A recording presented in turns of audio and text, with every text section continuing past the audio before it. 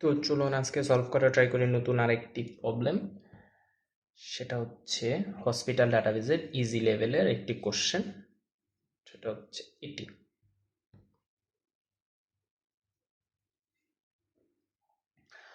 Base on the সিটির উপর base করে that our patient live in, আমাদের পেশেন্টগুলো যেসব সিটিতে রয়েছে সেগুলোর উপর বেস করে শো দি ইউনিক সিটিজ, ওইসব সিটিগুলোকে ইউনিক সিটিগুলোকে দেখো যাদের প্রভিনেন্স আইডি হচ্ছে এনএস। সর্বপ্রথম আমরা দেখি যে আমাদের পেশেন্ট টেবিলে কী কী রয়েছে। পেশেন্ট টেবিলে যদি আপনি দেখেন এখানে সিটিও রয়েছে এবং তাদের প্রভিনেন্স আইডিগুলোও রয়েছে। ওকে, এখানে আমাদের কাছে চেয়েছে যে ইউনিকের জন্য আমরা কি করতে পারি। এখানে সর্বপ্রথম আমি যদি আমাদের সিটি এবং প্রভিনেন্স আইডিগুলোকে আমরা আলাদা করে নিই, কারণ এই দুটো নিয়ে আমাদের মূলত কাজ।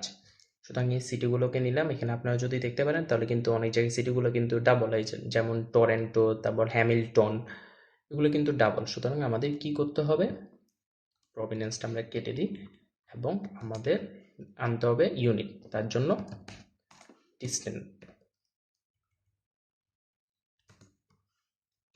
সিটিগুলোকে নিলাম। আমরা আমাদের আলাদা সিটিগুলোকে কিন্তু পেয়ে গেছি, মানে প্রত্যেকটা আলাদা আলাদা আপনি পাবেন, মানে এককভাবে ইউনিক। কিন্তু এখানে কিন্তু আমাদের ইনকারেক্ট, আমরা কারেক্ট করতে পারিনি। কারণ এখানে আমাদের কি বলেছে, unique city that are in provenance NS, মানে ওইসব ইউনিক সিটি যাদের প্রভিনেন্স হচ্ছে এনএস। এটার জন্য আমরা কি করব, হোয়ার ইউজ করব, যেহেতু কন্ডিশন ইউজ করতে হবে। Provenance ID is equal to NS. Try করে দেখি। You got the query right.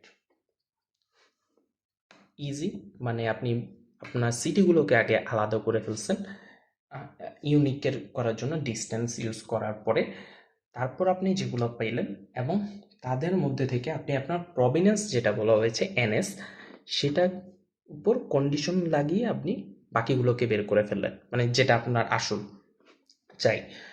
সুতরাং এটা যদি আপনি দেখেন আমরা যেটা করেছি তারাই সেটা করেছেন। নেক্সট যদি আমরা দেখি, এখানে অন্যভাবে করেছে, সেটা হচ্ছে গ্রুপ বাই ইউজ করেছে। সিটি দিয়ে তারা পরিপূর্ণভাবে গ্রুপ বাই করে ফেলে। গ্রুপ বাই আপনারা জানেন সেটা হচ্ছে নির্দিষ্ট একটা কলামের উপর ভিত্তি করে প্রত্যেকটা ডাটা সেটগুলোকে বা ডাটাগুলোকে কলামে টেবিলের ডাটাগুলোকে আলাদা করে ফেলে। এবং এখানে পরবর্তীতে তার কন্ডিশন ইউজ করেছে। গ্রুপ বাই যখন আমরা ইউজ করি তখন হ্যাভিংয়ের মাধ্যমে আমরা কন্ডিশনগুলো ইউজ করি। হ্যাভিংয়ের মাধ্যমে সেই কন্ডিশনটা দিয়ে সে সুন্দর মতো বের করতে পেরেছে। আশা করি বুঝতে পেরেছেন। নিজে নিজে অবশ্যই ট্রাই করবেন এবং দেখা হচ্ছে পরবর্তী ভিডিও।